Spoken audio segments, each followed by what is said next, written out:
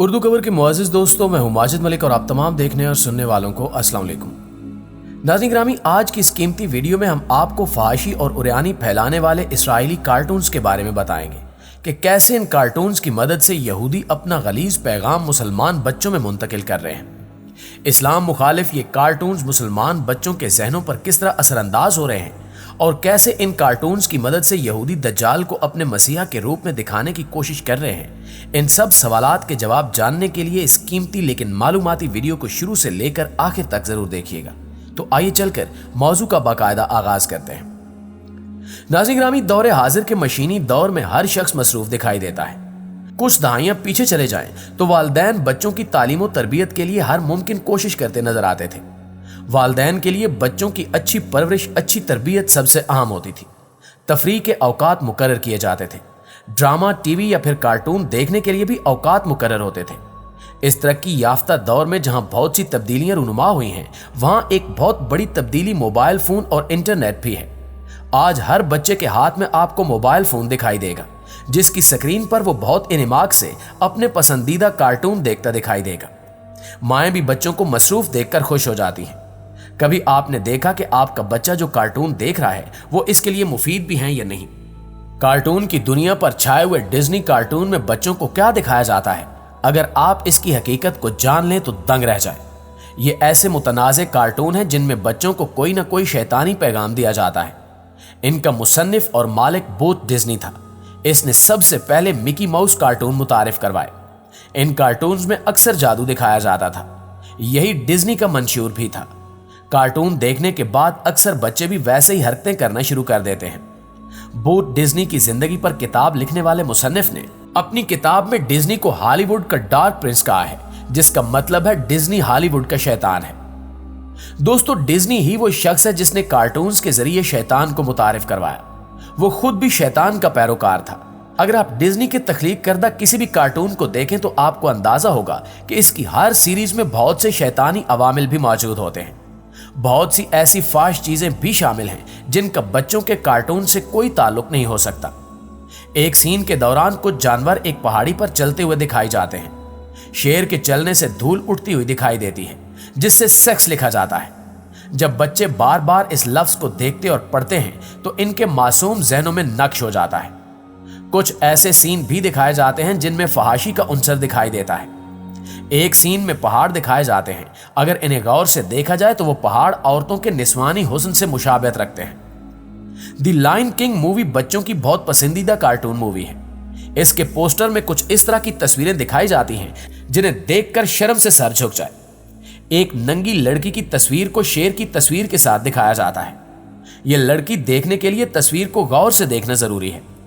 सवाल यह है कि बच्चों के कार्टून में ऐसी फाश तस्वीर दिखाने का क्या मकसद है? दरअसल कार्टून की सूरत में बच्चों के दिमाग में शैतानियत भरने की कोशिश की जाती है। इस पोस्टर में दिखाए जाने वाले शेर की एक आंख दिखाई देती है, जबकि दूसरी आंख मौजूद ही नहीं है। काने दज्जाल के बारे में आप सब अच्छी तरह जानते हैं। इसमें किसी शक व शुबे की गुंजाइश नहीं कि इस तस्वीर के जरिए दज्जाल का पैगाम दिया जा रहा है।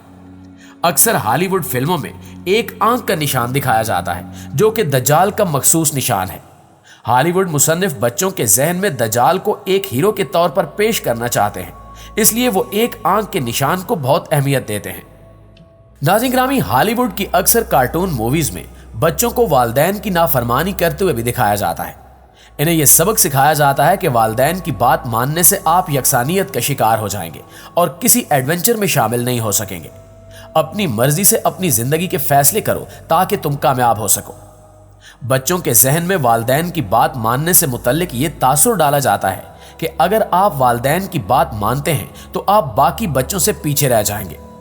वालिदैन फारिग वक्त हासिल करने के लिए बच्चों को कार्टून लगा देते हैं। बच्चे बहुत शौक और तवज्जो से कार्टून देखने की वजह से अक्सर वालिदैन की नाफरमानी करने लगते हैं। इन्हें कार्टून देखने की आदत नशे की तरह हो जाती है और वो बार बार कार्टून देखने की जिद करते हैं। डिज्नी बुक भी बच्चों की एक मशहूर सीरीज है। ये एक नावल से माखूज है जिसका मुसन्निफ एक बरतानवी शहरी था। पहली बार यह नावल 1840 में मंजर आम पर आया। यह जंगल बुक मूवी बच्चों में बहुत मकबूल है। इसकी कहानी एक हिंदुस्तानी बच्चे के गिर्द घूमती है। यह बच्चा जंगली जानवरों के दरमियान पला बड़ा है, इसलिए बहुत से जानवर इसके दोस्त हैं।